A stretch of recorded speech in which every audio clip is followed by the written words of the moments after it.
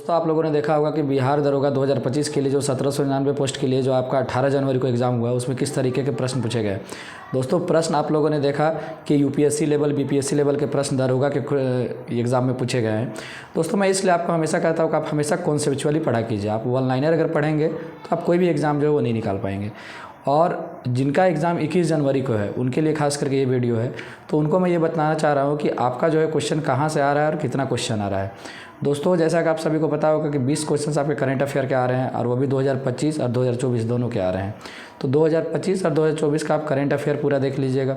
उसके बाद बचता है 5 क्वेश्चन आपका इंग्लिश का, तो वो जो 5 क्वेश्चन है वो इंग्लिश के ईजी आ रहे हैं, वो आप कर ले जाएंगे, उसमें दिक्कत नहीं है। हो गया टोटल 15 क्वेश्चन। बाकी 10 क्वेश्चन आपके मैथ के आ रहे हैं। तो 10 क्वेश्चन आपके मैथ के आ रहे हैं दोस्तों, वो थोड़ा सा आपको लेंदी या कैलकुलेटिव देखने को मिलेगा। आपके पास समय होगा तो आप उसको बनाइएगा, नहीं होगा तो आप उसको स्किप भी कर सकते हैं। तो इधर हो गया टोटल आपका 35 क्वेश्चन है। बाकी 15 क्वेश्चन बचता है दोस्तों। ये जो 15 क्वेश्चन है वो आपके साइंस के आ रहे हैं। अब साइंस में भी अगर आप कॉन्सेप्चुअली आप साइंस पढ़े हुए हैं, चूँकि न्यूमेरिकल बेस्ड क्वेश्चन आ रहे हैं, स्टेटमेंट बेस्ड क्वेश्चन आ रहे हैं, तो अगर आप कॉन्सेप्चुअली साइंस को पढ़े हैं तो आप उसको अच्छे से कर पाएंगे, वरना थोड़ा सा आपको मुश्किल हो सकता है। तो टोटल 50 क्वेश्चन हो गया दोस्तों इधर। बाकी जो बचता है 50 क्वेश्चन वो आपको जीएस पार्ट है। अब जीएस पार्ट में आपका स्टैटिक जीके आता है, ये तो आप जान ही रहे स्टैटिक जीके कितना वास्ट है। तो स्टैटिक जीके में भी आपका स्टेटमेंट बेस्ड क्वेश्चन है, तो उसमें भी आप अगर कॉन्सेप्चुअली आप पढ़े हुए हैं तो भी आप उसको कर पाएंगे दोस्तों। अब जैसा कि आप सभी जानते हैं कि हमारे जो बड़े बड़े टीचर हैं, Gyan Bindu sir, Khan sir, S K Jha sir, आपने सभी के क्वेश्चंस पढ़े होंगे, सभी के मूक लगाए होंगे, सभी के बुक पढ़े होंगे। लेकिन दोस्तों देखिए, तुक्का किसी से भी लग सकता है, क्वेश्चन कोई भी भिड़ा सकता है, क्वेश्चन आप भी भिड़ा सकते हैं, हम भी लड़ा सकते हैं। लेकिन दोस्तों जो कॉन्सेप्चुअली पढ़े होंगे वही जो है एग्ज़ाम को क्रैक कर पाएंगे, क्योंकि क्वेश्चन भिड़ाना कोई बड़ी बात नहीं है। तुक्का कोई भी लगा लेता है, चाहे वो कोई बड़े टीचर हो, छोटे टीचर हो, या आप हो, या हम हो, कोई भी एस्पिरेंट हो। लेकिन हम लोग को मैटर क्या करता है, मैटर करता है कि आप कॉन्सेप्चुअली कितने पढ़े हैं। क्योंकि एग्ज़ाम में कितना भी क्वेश्चन अगर घुमा दे, लेकिन आप कॉन्सेप्चुअली पढ़े हैं तो आप कोई भी क्वेश्चन ईजी हो या टफ कर ले जाएंगे। दोस्तों क्वेश्चन जो है इजी या टफ नहीं होता है, क्वेश्चन को इजी या टफ उसका स्टेटमेंट बनाता है, उसका ऑप्शन बनाता है।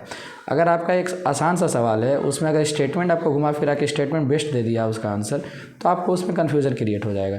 वही अगर उसका स्टेटमेंट या फिर उसका जो आपका कह सकते हैं ऑप्शन, वो अगर ईजी कर दिया तो आप वही क्वेश्चन आपको ईजी लगेगा। तो क्वेश्चन ईजी या हार्ड नहीं होता है, उसके ऑप्शन जो है उसे ईजी या हार्ड बनाते हैं।